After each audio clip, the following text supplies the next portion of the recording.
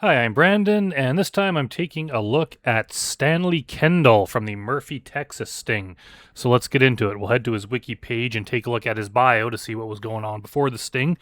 It says Stanley Allen Kendall was born in Rochester, Indiana. He grew up in Argos with his brother and sister, and he completed his high school education in 1970 and went on to Bethel College, where he earned a bachelor's degree in elementary education in 1974. After relocating to Texas in '83, Stanley worked as a teacher at a number of elementary and middle schools. He taught middle school mathematics at the time of his arrest and resided in Mesquite, I think that's how you pronounce that, a suburb of Dallas. On November 1st, 2006, using the screen name StannyMac12, Stanley, who was 54 years of age, began chatting with a perverted justice decoy who was posing as an underage boy. Stanley said a bunch of very graphic things to the boy of what he wanted to do, and he also sent very inappropriate pictures of his own body and asked the decoy to do the same. And then he set up a meeting and drove to the sting house. So let's head over there and see what happens when Stanley Kendall shows up.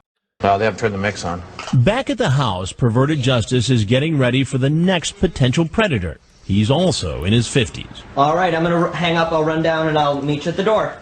Dan, an actor Dateline hired, is pretending to be a 13-year-old boy. Okay. I think Dan's probably my favorite of the male decoys. There's not a lot of male decoys, so we don't get as many of them to judge, but obviously he's better than the HVP guy that everyone makes fun of. He should be making the turn on Westminster and onto High Point. He's been on the phone giving directions to our next visitor. How you doing, Stanley? How you doing, Stanley?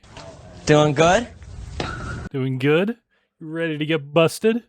Just can't tell this young guy's like trolling him. Tough drive? A little bit. He's 54-year-old Stanley Kendall. Using the screen name StannyMac12, he initiates a chat with a decoy posing as a 13-year-old boy. Just 3 minutes later, StannyMac12 says, "I would like to play if possible." The decoy asks, "Like what?" StannyMac describes in graphic and very specific detail what he wants to do with the boy sexually. The decoy acts... Looks like poetry there. Looks like someone just writing out a very disgusting poem. A bit shocked. Oh my God, I never have done anything yet. Would you like to? I don't know. I like younger guys to play with. Do you want to play or try? Oh, okay. I'm 13 though. That cool with you? As long as you don't call the police. You won't have to. The police already know. A little later, the potential predator sends a... So how can he can't deny that he didn't know the age. I can't remember what exactly his excuse is, but he can't claim that he didn't know. Photo of his genitals and asks the decoy... Thank God that picture is blurred, or I would have, or we all would have seen something we probably don't want to see. Do you want to play with it? Well, only if you're nice to me, and don't make fun of me if I don't do something right. Of course I can teach you by doing it to you. Ironically, it turns... This guy has no business being a teacher. Like, this guy is just pure, disgusting predator. out that teaching is something the man now entering our house...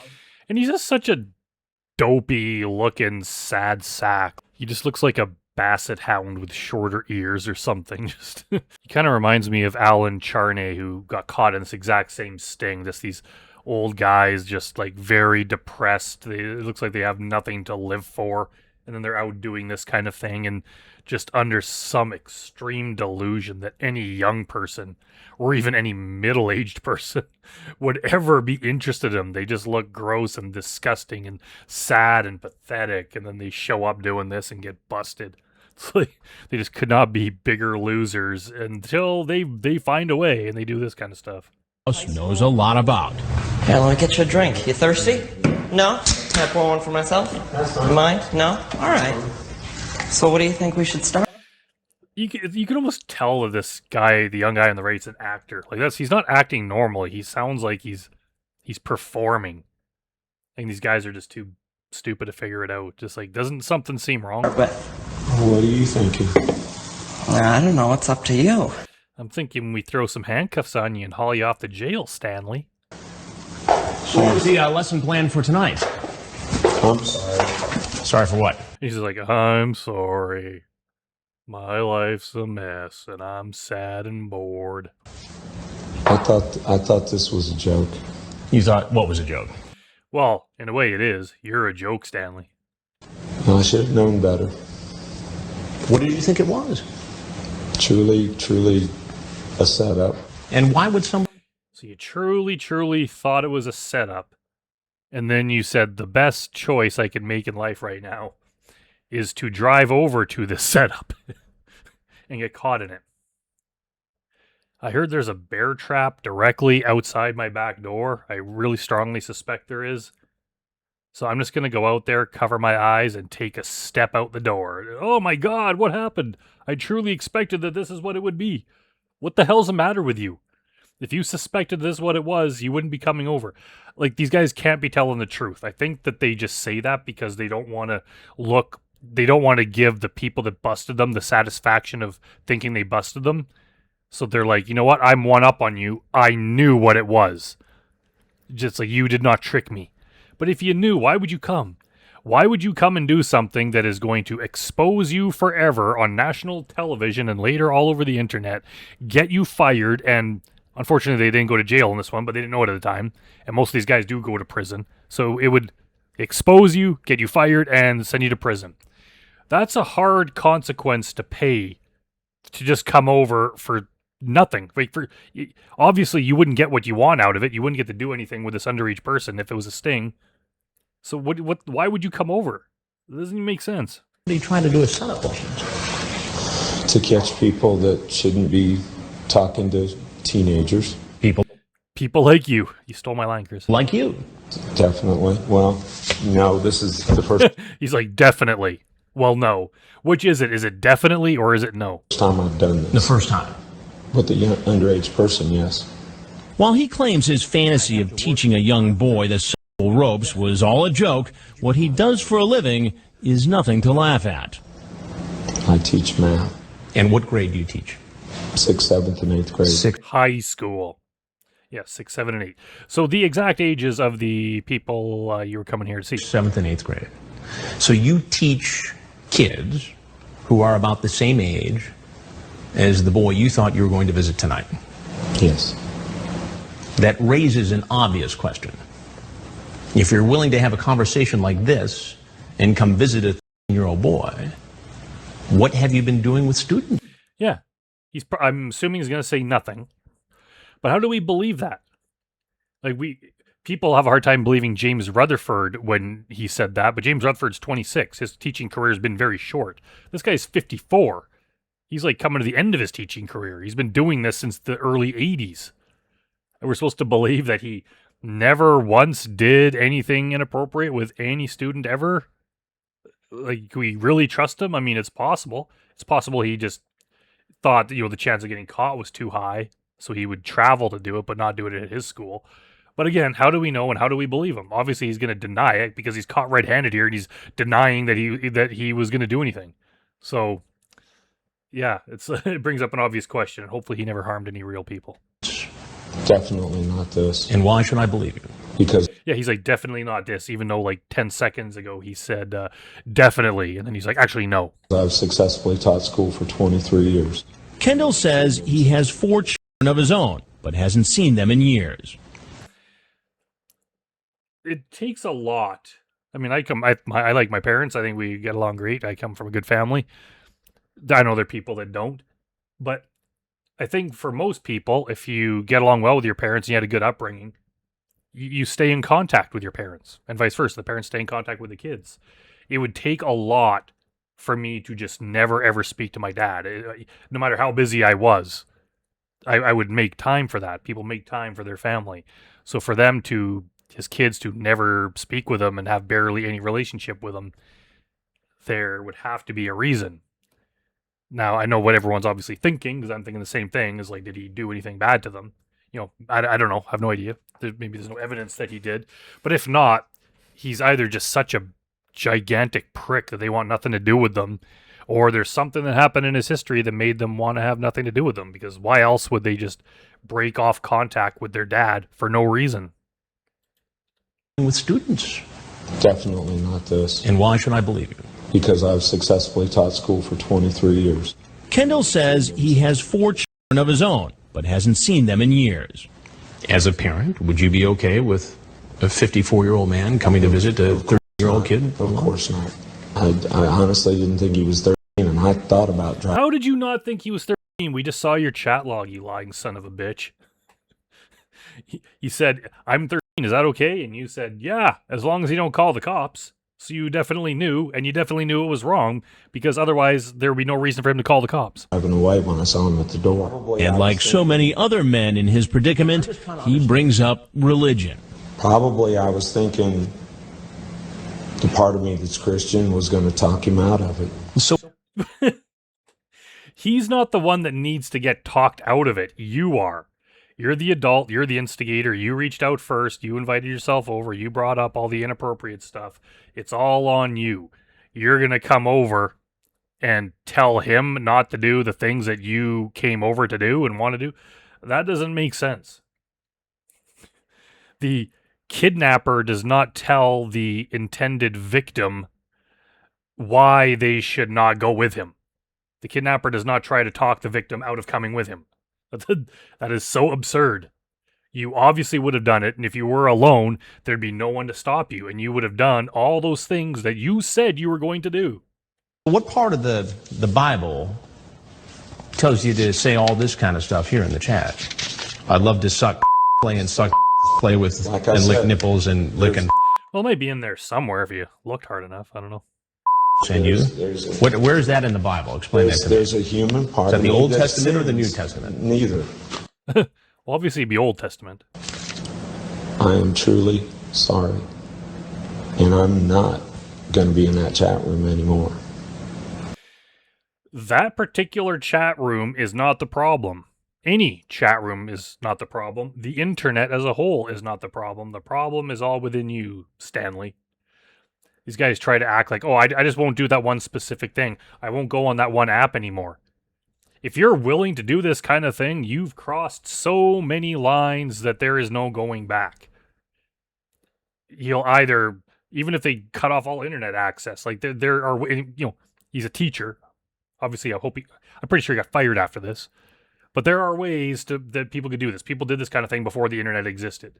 If you're willing to do it and you're willing to go this far and you have such a desire to do it and you can't help yourself where you'll even drive to someone's house knowing it's a sting just on the fraction of a percent of a chance that maybe it's not. If you can't control your actions and you have that kind of just insane perverted lust to do it, you're going to do it no matter what. So him staying out of that one chat room, how is that going to help? I have learned my lesson. You have not. Well, I'm Chris Hansen with Dateline NBC, and we're doing a story on men who try to meet kids online for sex. I'm truly sorry. I have learned my lesson. Yeah, he's truly sorry and he learned his lesson now that he's being confronted and got caught red-handed. If he were to be let off the hook, he would go home and suddenly, he would start rationalizing this. And I know all the guys got let off the hook in a way because they had all their charges dropped, which we'll get into when we go back to the wiki page. But they're just not going to learn their lesson with the warning. These guys have gone too far. Hopefully, him getting arrested scared him off doing this, and he was fired from being a teacher. So he's not going to be around kids, and hopefully that kept him away. But and also he's dead now, so that's really going to keep him away. But these guys are just always going to be a danger. Like we've seen even guys in Takedown and stuff that got convicted of doing something like this 20 years ago. Now they're doing it again. So it's like, yeah, it might not be right away they do it, but eventually, sooner or later, they're going to be alone with a young person. So something's going to happen. It's like these guys are just, they're dangerous. And yeah, people will argue that, they don't have a high recidivism rate or whatever. But it's like, okay, even if it's like 20% of them do it again or something, that's still thousands of people that are going to be doing this multiple times. Like this is still a horrendous problem. Thank you for helping me with it. I am an excellent teacher and want to stay that way. But Yeah, not happening. it's doubtful he'll ever be back in the classroom. He said he's never seen our reports, so he has no idea what's going to happen when he opens that front door. Police department, get on the ground! On the ground. Put your hands behind your back. Behind your back. Just lost my job. Let me just go through this real quick. Detectives search his car and gather evidence. Paper with screen names, directions to the house. Put your feet against the wall here, please. Face the window. He's photographed, And where do you work? booked, Let's go up this way. and brought in for questioning. For the record, I'm very nervous. I'm shaking. Well, it's okay. And Don't get nervous. this can Yeah, don't get nervous. ruin me. The investigator Yeah, this will ruin me. The kind of thing that you should have thought of before. Yeah, of course it's going to ruin you. You can't just commit some horrible crime or murder someone and be like, oh man, this is going to make me look bad. This is going to have negative consequences. That's what the law is. The law is negative consequences for doing horrible things. And you attempted to do one of the worst crimes imaginable. How could you think there's not going to be any consequences? What's in that cop's hand? It looks like this cop is holding some kind of like action figure or something. asks him about his online chat. Oh, it's just the microphone. Again, he claims that people often lie online. In the conversation, I had a gut feeling it was wrong. And Man, I've gone on this rant in like every video I do about how these guys are so stupid and how it's not true that everyone lies.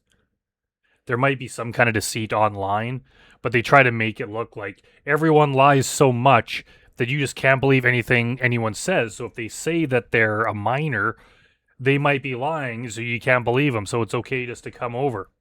Yet they believe everything else. They believe that this is a young boy or a young girl. They believe the address. They believe the parents aren't home. They believe all these other details. But that one very important thing, the one thing that could trip them up and get them in trouble, yeah, they don't believe that. Anyone can lie. That's not how it works. You damn right well knew or suspected, or not suspected, you thought that this person was the age that they said. You even responded to it and told them not to call the cops. If there's any doubt, you have to verify it. Be like, are you really that age? Are you sure? Are you messing with me? And if they like, yep, I am that age, then you know for sure. Like, they just have to make it look like you guys don't understand how this works. I'm in these chat rooms, like, I'm on the inside. I know how this works. And everyone lies, so nothing matters. Yeah, that's not how it works. They're full of shit. but I kept going with it, thinking it was a lie. I don't want to lose my job. I'm an excellent teacher, and my principal's going to be so shocked. I wonder if they are going to be shocked, or if he's going to be like, yeah, kind of figured. I'm surprised it didn't happen earlier. Kendall is brought before Judge Hayden. This is a second-degree felony. I've set your bail at $50,000. Who's this guy back here? Is this one of the other predators, or is that just some other hopeless, lost soul who's ruined his life? Chief Myrick immediately contacted the local police department where the teacher works. I felt like my best resource was to contact the school's police department and talk to them and let them take over on that end to ensure that this man could not get close to those students again. In fact, the teacher has been placed on administrative leave. Then they were transported to the Collin County Jail. That was more than 3 months ago. I know there are several of them that are still in jail. Still? Yes, sir. Open 3. A grand jury will hear their case. All right, that's the end of that video. So let's head over to the wiki page and find out what Stanley Kendall's ultimate demise was. It says, in June of 2007, Stanley's charges would later be dropped along with all the other predators that came to the house after the whole incident that happened with Lewis Conrad and the controversies surrounding the Murphy sting. So basically, he did not go to prison, and I hate that, but, well, I guess that's life. And then it says, the Texas Education Agency would later permanently revoke Stanley's teaching license. In an interview, Stanley stated, TEA pulled my license when they really didn't have any grounds to, but they did it and I let it happen because I didn't have money to fight it. Teachers don't make a lot of money in Texas. Okay, a whole bunch of problems with that. First of all, you moved to Texas. You weren't forced to move there. You chose to move to Texas and be a teacher. If you make more money elsewhere, you should have stayed where you were. Second, what the hell does he mean they didn't have any grounds to remove his teaching license? Just because he didn't get convicted of this crime didn't mean he didn't do it. It didn't mean that every single parent and teacher and the principal and everyone from the TEA didn't watch Dateline and see this. They knew what you tried to do. They're not going to allow you to be around children based on some legal technicality. If you did something like this and they have records of what you said to that young person, no way in hell are they going to let you teach. Even the most corrupt school system in the country is going to be like, not a chance. How could he possibly think that they didn't have any grounds to? That's what Stanley Kendall is most famous for in his life. All right, let's continue. In 2013, Stanley moved back to Warsaw, Indiana, where he settled at Raddington Circle. Well, that year, the state issued him a substitute license. Oh my God. In 2014, a person from Argos saw him on To Catch a Predator and notified Plymouth Schools. When the person notified Plymouth Schools administration, it was discovered that Stanley had been a substitute teacher for multiple Indiana school districts. Stanley was due to fill in at Penn Harris Madison, so Plymouth immediately called them, as they both utilized the same online substitute teaching tool. Stanley was fired by both schools, and letters detailing this were delivered to parents. They explained he was removed from their system and that he would never work at the schools again. Yeah, they really need to have a better system. Like, there really needs to be like a national system instead of just like a few school districts use the same one. It should be like, honestly, it should be everyone in the world should be on the same one, but at least everyone in the country, just so anyone that wants to be a teacher, you can check. Not just have they been convicted of this kind of thing around here. It's like, have they ever been convicted of this? Because it's kind of important, because these guys might be devious enough to just go and try to be a teacher elsewhere. According to company spokeswoman Jill Spencer, because Stanley has never been convicted of a crime, has never been charged with a crime against a minor, and is not a registered offender, he never lied on any of the documents that he filled out. That's kind of a they shouldn't ask, have you ever been convicted? They should ask, have you ever been like accused of this or something? And if it turns out it was a false accusation or whatever, sure, they can verify that and not hold it against you. But if you did something like this and then just had the charges dropped for some bullshit reason, you should not be allowed to be a teacher. Safe Hiring Solutions conducted a criminal background check on Stanley in January 2014. The charges against him did not appear on his background check because they were ultimately dropped and he was not prosecuted. So yeah, it's not their fault for not knowing. You can't expect everyone to watch To Catch a Predator. It's not their fault. It's his fault for trying to do this, knowing that he shouldn't.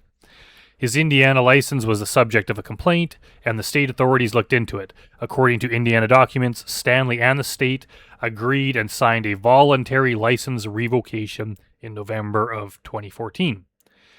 Stanley's whereabouts were ascertained by members of the Church of God and began to catfish him, similar to what they had done to Lauren Armstrong. While his health was deteriorating, he spent his final years online conversing with men, including the infamous decoy realtor named Craig, in quotes. He would be absolutely fearless and flamboyant in his advances, telling his catfishes, "Daddy's thirsty." Videos surfaced depicting Stanley engaged in repulsive practices, including very disgusting things that I think a lot of TCAP fans know about. If not, you can read about it on the wiki page. And then it says, after years of declining health, Stanley died from liver and kidney failure in connection with his diabetes on May 31st, 2017, according to Joey from Joey's TCAP channel, at Parkview Regional Medical Center in Fort Wayne at the age of 64. Under trivia, it says Stanley was deeply in the closet for many years, getting married and having 4 children by his ex-wife, who left him after she found out. I wonder, is that why his kids didn't talk to him? Because he came out and then the family broke up, and yeah, I don't know. I don't know the circumstances. He had since indicated that he had no interest in women to his catfishers. Stanley was thought to be dead years before his actual death due to another Dateline story entitled Murder in the Hollywood Hills, which had in its synopsis a man named Stanley Kendall who had died. Searches involved with Dateline and Stanley would pull up the other man featured in the piece, and it is not the same Stanley from TCAP. Stanley would operate in the last years of his life under the belief that Chris Hansen was also caught in a sting, exposing him as a predator, believing Chris's affair with a 30-year-old NBC affiliate reporter to be a sting. Aw, why did they tell him that? He should have gone to his grave knowing that Chris Hansen got the best of him. They shouldn't have lied to him and told him that Hansen was a predator too. Whatever. People are weird. He allegedly admitted to Church of COD that he had done horrible things to his own family members, but this remains unsubstantiated. Yeah, I don't know what was going on with this guy near the end, but I guess people were harassing him, and who knows what the story is. But this is a guy who had no right to be teaching, or to think that he's a good teacher, or to think that he should be allowed to continue teaching after this. I don't think he understood what he did was wrong, but he's just absolutely a gross individual. And I wish he had have spent his remaining years in prison, but no such luck. Anyways, thanks for watching, everyone. I really appreciate you guys watching. If you want to help support me, you can head over to my Patreon. The link is in the video description, and I have like 170 videos on there. I do all the new takedown episodes and other interrogations and other types of videos that YouTube doesn't allow. So you can head over there if you want to help me out. And otherwise, keep watching here on YouTube and let me know if there's any other predators you want me to cover or to cover a second time, and I will try to do them. So thanks again for watching, and I'll see you next time.